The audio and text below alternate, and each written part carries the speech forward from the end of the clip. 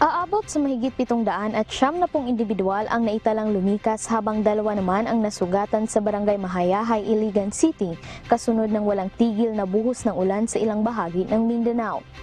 Kinilala ang naturang mga biktima na sina Viana Obac at Sofia Domado.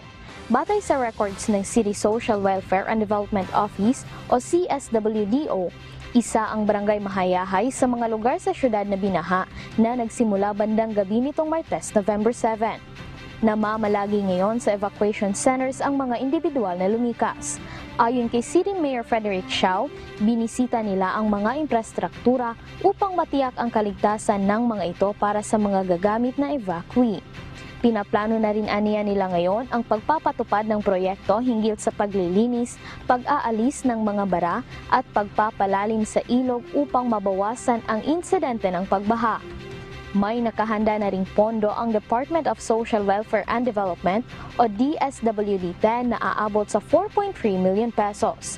Bukod dito, aabot din sa 43,567 family food pack ang inihanda ng CSWDO, kabilang na ang nasa mahigit 3,000 family kit, hygiene kits, kitchen kits at sleeping kits.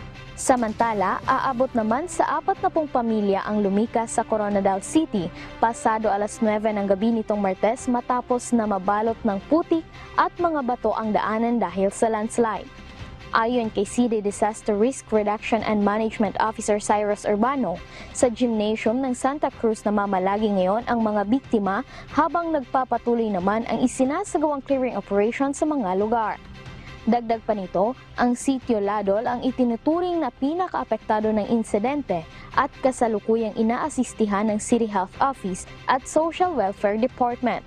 Wala namang naitalang sugatan o nasawi dahil sa pagguho ng lupa, ngunit apektado rito ang mga magsasaka.